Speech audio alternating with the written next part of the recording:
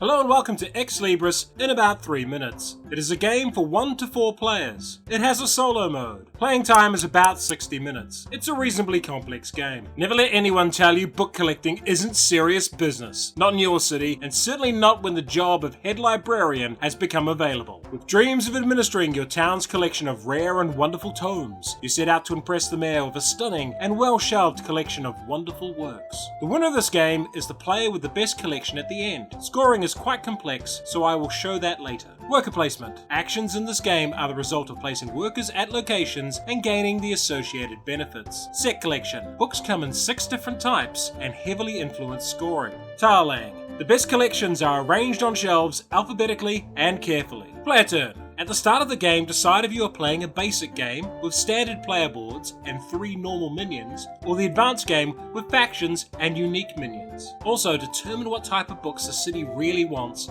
and which ones are currently on the banned list. Each player gets a secret book goal as well. Each turn, deal out a number of locations equal to the number of players. Players alternate placing workers to collect books, shelve books, and take special actions depending on that location. The round ends when all workers have been placed. You then put the lowest numbered building tile in the permanent locations area and draw new ones. This means the number of available locations increases during the game. But the core of the game is shelving. You will have a hand of cards and they have a letter in one corner and the types of books in the spaces marked at the top. You want to shelve cards in alphabetical order, and you can shelve them up to 3 high. Any card shelved out of alphabetical order, reading from top left to bottom right, or duplicates will not be counted for scoring. They do, however, keep your shelves stable, as you cannot place any cards just floating. The number of cards stacked in one continuous group scores you points. The game ends once a certain number of cards have been shelved. On to scoring. First of all, take all your books that are arranged in order and not duplicates, and line them up. Write down the numbers of each type of book. You then score points for your shelving, and for each of the books the city favoured. You lose points for each of the banned books in your collection. You then score points for the lowest number of a book type in your collection, and finally, you get double points for the books that match your private goal. The winner is the player with the highest total.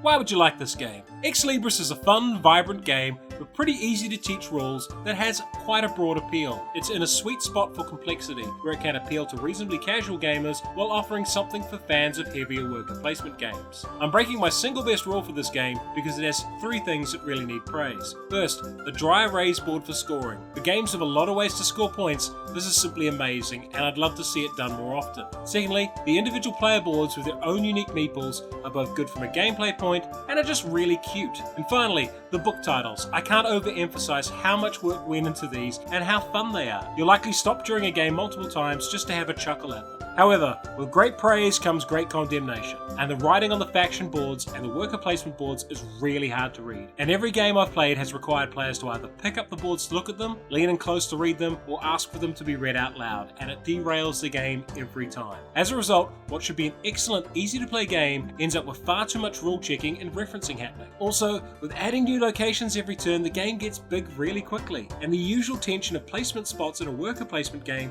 isn't a big deal here. If books and playing around with letters really appeals to you, you should check out Hardback. And if you want a deeper, more complex fantasy-themed worker placement game, check out Argent: The Consortium. Ex Libris. File it under H for hard to read. If you enjoyed this video, like it, subscribe to the channel, and check out our Patreon.